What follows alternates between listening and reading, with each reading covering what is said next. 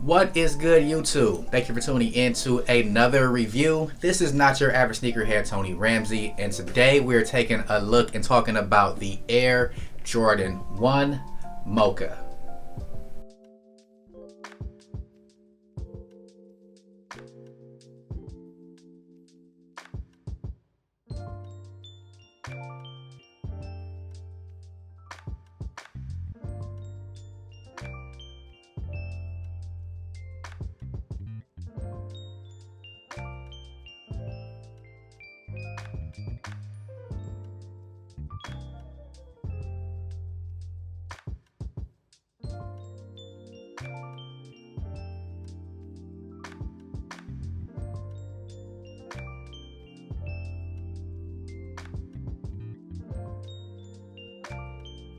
Now, before we get into some details about this sneaker, if this is your first time here, please make sure to consider subscribing to the channel. We are doing a giveaway next week. The channel has hit 500 subscribers, so we'll be doing a giveaway. For that giveaway, the winner of the raffle will be getting a $50 gift card to the sneaker store of their choice, as long as that store has an online platform where I can go ahead online, purchase a gift card, have it emailed out to you. And all you have to do to be entered into that giveaway is 1, subscribe to the channel, 2, like this video, and 3, leave a comment down below. You can comment anything you want. You can comment done, you can comment hello. It does not matter. If you leave a comment on this video, you will be entered into that giveaway. I think I'm gonna leave the giveaway open. I'm thinking either until Friday, November 6th or Friday, November 13th. We'll see how many more entries we get before next Friday, but either way, the next couple weeks, we'll be doing that giveaway. And if you are a recent subscriber, thank you guys for joining the Not Your Average Sneakerhead family. You guys are helping the channel grow, so I really appreciate you guys, and looking forward to bringing you guys more content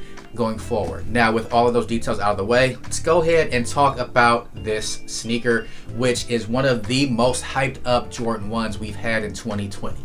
First things first, let's take a look at the box. So it comes in a standard black Nike Air Jordan box, so nothing out of the ordinary there. We've seen these on Jordan 1s for years now. So basic black and red Jordan box, Nike Air on the top. Then for the sizing and the color, official color is Sail, Black, Dark Mocha, and Black. I got these in an 8.5, and they had a retail price of $170, of course. You guys can see that label right there.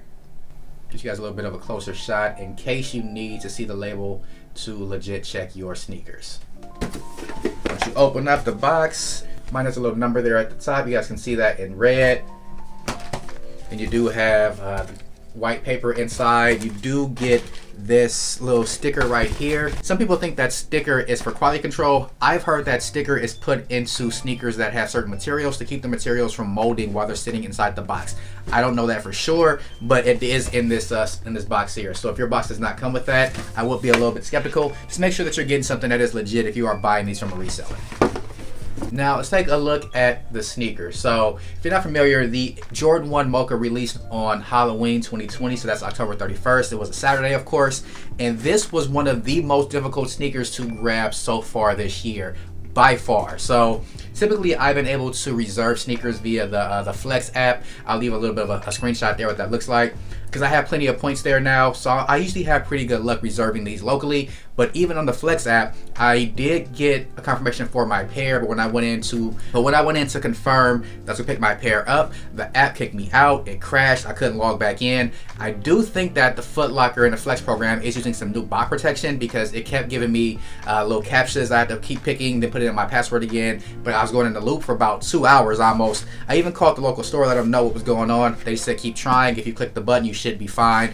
Eventually I got into that app, saw that my pair was confirmed, so I breathed a sigh of release, because I knew that on release day these were going to be insane to grab online, and I was right. So with this sneaker having so much hype and with it resembling the Travis Scott Jordan 1, you knew everyone was going to be trying to go after this sneaker, even though it had really high stock. So for me to be able to grab at least one personal pair, I am very thankful for that. I'll give you guys a quick look at the sneaker in case you are looking to grab these on the resale market, and we will talk about the resale value about these sneakers a little bit later on in the video. So we'll start here at the toe box. So this is done in your classic black toe color blocking. So what that means is, of course, you have Sail on the toe box where the perforation holes are. Then along the front of the sneaker, you do have black leather wrapping all the way around the toe box, hence why it's called black toe color blocking. Then from there, looking at the lateral side, you do still have that black leather going up along here that holds the laces in, and your lace eyelets all the way along the lateral side of the sneaker there. You do have a sail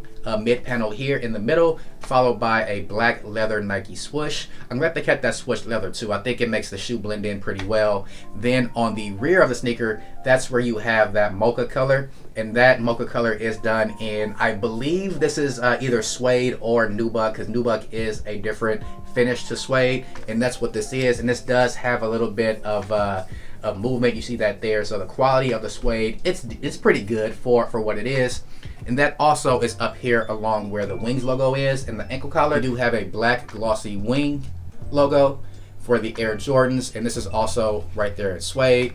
This is something, another detail about the sneaker that I like a lot, is that the ankle collar of the sneaker, they actually did this one in that same cell color. Typically with Jordan 1s that have this type of color blocking, this ankle collar is actually usually black.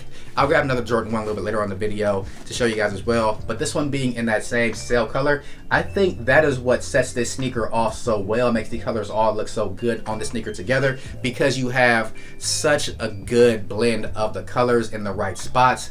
And the mocha on the sneaker, it's not overdone. Now looking at the medial side, same details. You have that same mocha suede in the back of the sneaker, sail mid panel, black Nike swoosh, suede, mocha suede up here at the top, then black leather that goes where your lace holes are. Now the one other detail about the sneaker that I like is the color of the sneaker. It is in sail, so it's not white. Even the midsole is in sail. Typically Jordan brands, sometimes they'll blend in white and sail on sneakers. I'm glad they didn't do that with this one, because this one actually looks really good with having everything be in sail, except for right here on the tongue. The tongue is actually in white. Then you have your tongue label there at the top, the nylon tongue label here. You have your Nike Air with the swoosh branding, and that is the rear of the tongue if you need to see that for whatever reason. Now the sneakers do come primarily laced up at the beginning with black shoelaces. They did have extra laces that came with them in the left sneaker. I'll show you guys that here in a second. Standard cardboard shoe tree inside the shoe, nothing out of the ordinary there. And then on the midsole, it is a basic black midsole with white Nike Air at the rear of the midsole. Now the outsole of these is black as well. You have that classic Jordan 1 outsole with that traction pattern that comes on Jordan 1s. And with it being a black outsole makes these that much easier to wear, because sometimes multicolored or different colored outsoles, they do tend to show wear easier, and black outsoles are a lot better to keep looking clean, in my opinion. Another reason why I like this sneaker, makes it a very wearable sneaker for the fall, winter, and spring periods. So we'll look at the left sneaker here, and as I mentioned, these do come with a spare set of sail laces. Now that we've got most of the major details about the sneaker out of the way, let's go ahead and look at the elephant in the room and see why most people are comparing this one to the Travis Scott Air Jordan 1 that dropped in spring of 2019. I have those back here on the shelf, so let me go ahead and grab them off the shelf. So here is the Travis Scott Air Jordan 1 that released in 2019, and I picked my pair up on StockX a day before release. I actually got these for a pretty good price. We'll talk about that because that's not really important.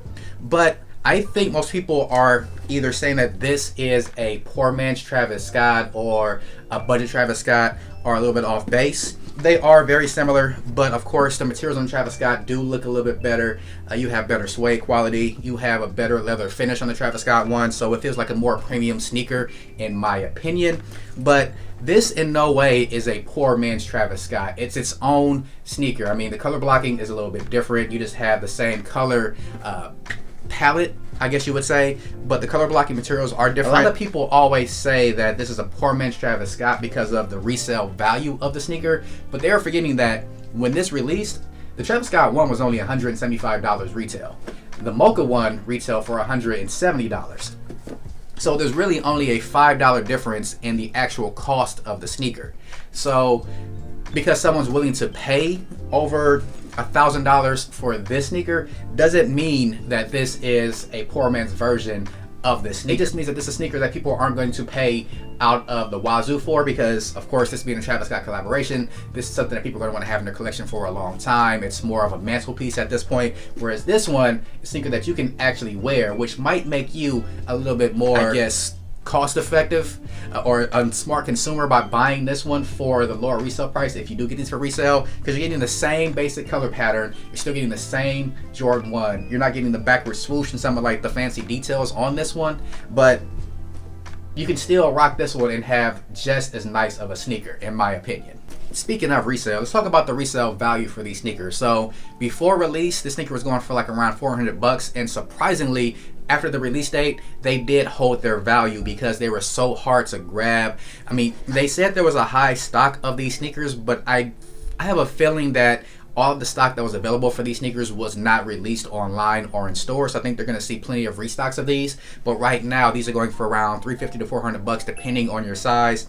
Even in grade school sizes, they're going for over $350, which is incredible for a Jordan 1 right after release. And I think these will probably drop down to closer to $300 after about a week or so. Once people get their pairs in, especially a lot of the people that bought sneakers that get 10, 20, 50 pairs of them, they usually try to sell their sneakers really quickly so they can get that profit, they can get their money back and put that into the next release. This isn't a sneaker that people are going to be holding if they got multiple pairs of, unless you're a smart reseller. But either way, I think this will drop down to closer to $300, but they also remind me a lot of the Obsidian Jordan 1s that dropped in 2019, as that sneaker had a ton of hype to it before the release. People were trying to grab that sneaker like crazy weeks after release, and that one had a $400 value out of the gate. I actually have those as well. I'll show you what those look like here in a sec. This is the Obsidian Jordan 1. So this is one that people were really trying to grab like crazy out of the gate, and the value on these dipped down into the high 200s before going back up. I think right now they're maybe around 450 or so. I think this will have a very similar trajectory where they'll be in the 300s for quite some time, then maybe after about 3 to 6 months or so, they'll shoot back up to over $400. I do think that as time goes on, if you have a pair of these, you're going to keep them for dead stock. This will end up being a $400 to $500 sneaker sometime in 2021. I would almost guarantee that. So if you can grab multiple pairs of these right now, or either when they dip down a little bit more and you want to invest in the sneaker, this would be a good sneaker to invest in because it's going to give you a pretty good return on your investment depending on what you pay for them right now. Now, how would I style these? So as you know, with the Travis Scotts, you can throw pink laces in there. They came with pink laces, some mocha laces, some cell laces, some red laces, and some black laces. I'm probably going to go ahead and throw in the cell laces into these when I give you guys it on foot. Also, I'll keep the black laces in one of them so you guys can get a comparison of how they look. I'm not going to throw pink laces in mine because I do have the Travis Scotts, and I would like to have that one have a little bit more of its individual character to it. But you can also throw pink laces in here if you want. You can throw red laces in here, that'll look good. You can almost throw any color you want lace into this sneaker and it'll work pretty well because they're very subtle colors. They're almost earth tones with the mocha color and the cell and the black, so they won't really clash too much. But it's a sneaker that's very versatile. I think if you actually did get these for personal to rock, you're going to get a lot of wear out of them, and they're pretty easy to style. But now that we have most of those details out of the way, let's go ahead and get these both laced up, get them on feet, and show you guys how they look.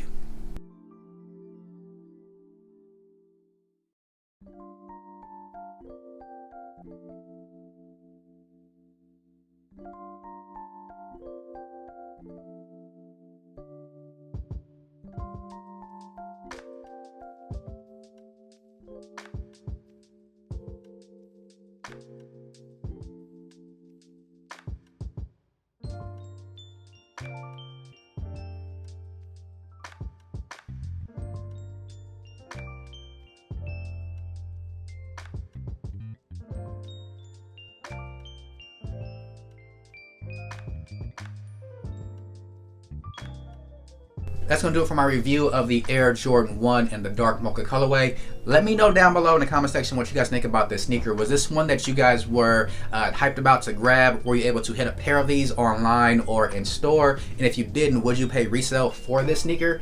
Again, I would recommend picking this one up if you are into collecting sneakers, as this is one that will have value over time. And it's also a very wearable colorway if you are into wearing the sneakers. I do plan to wear these. I will not be keeping these DS.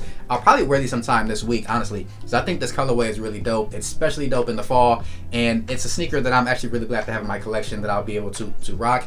And it probably is, even without the hype, one of my favorite Jordan 1 colorways so far this year. That's going to do it for my review of the Air Jordan 1 Dark Mocha. Please make sure to like, comment, and subscribe down below. Thank you guys for watching, and I'll catch you guys on my next review. Peace.